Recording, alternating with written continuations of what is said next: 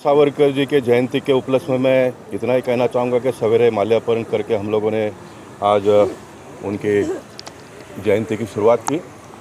वैसे ये वीर सावरकर उद्यान का उद्घाटन आज के देश के प्रधानमंत्री और उन दिनों के गुजरात के मुख्यमंत्री नरेंद्र मोदी जी के हाथों से 2008 को हुआ था, जिसको मुझे लगता है कि 15 साल पूरे हो गए।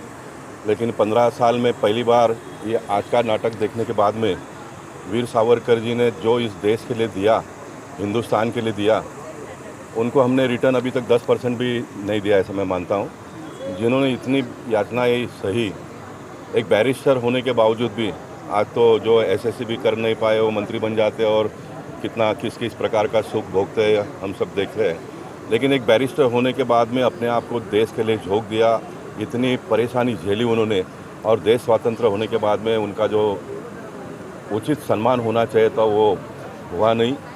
जो हम लोगों ने इस नाटक में देखा उसका निश्चित मुझे तो बहुत बड़ा गहरा दुख है और मैं उसको शायद बर्दाश्त नहीं कर पाता हूँ। लेकिन मैं मानता हूँ कि मैं भाग्यवान इसलिए भी हूँ कि महाराष्ट्र के विधानसभा में जाने के बाद में महाराष्ट्र के विधानसभा में उनका तैलचित्र लगना चाहिए, इस प्रकार की मांग मैंने की। मैंने दिल्ली में जाने के बाद भी वहाँ भी इस प्रकार की मांग मैंने की, लेकिन बीच के कार्यकाल में थोड़ा उसका स्लो मोशन पे चला गया हो। लेकिन आज का ये कार्यक्रम देखने के बाद मुझे लगता है कि हम सावरकर जी के लिए जितना भी करेंगे उतना कम है। सावरकर के परिवारजन जो भी आज मुंबई शहर में, उन सबसे माफ़ी मांगनी चाहिए हम लोगों ने, क्योंकि कांग्रेस पार्टी ने जिस प्रकार से सावरकर को अपमानित किया, उनको जो उचित सम्मान मिलना चाहिए तो वो दिया नहीं उन्होंने। मैं चाहूँगा कि नरेंद्र मोदी जी के नेतृत्व में उनको उचित सम्मान मिले और पूरे देशवासियों का गौरव और भी फले फूले, इस प्रकार का काम हम सबको मिलकर आने वाले दिनों में करने की आवश्यकता है।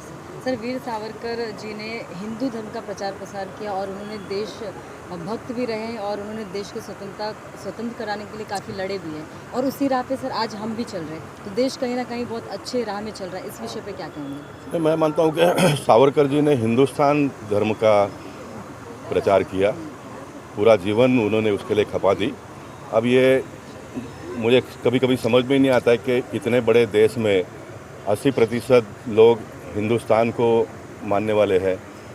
मोदी जी तो 130 करोड़ लोगों को साथ में लेकर चलते हैं, लेकिन उसके बावजूद भी ये हिंदू शब्द क्यों आता है ये समझ में नहीं आती। और फिर उसके ऊपर बहुत बड़े बड़े डिबेट होते हैं, डिस्कशन होता है, उसके बाद में लेख छपता है। ये मुझे समझ में नहीं आता है कि क्यों हो रहा है करके। हम सब हिंदुस्तानी है और हिंदुस्तान को आगे बढ़ाने का हम सबका धर्म है, उसको हम सब लोगों ने मिलकर आगे बढ़ाने की आवश्यकता है।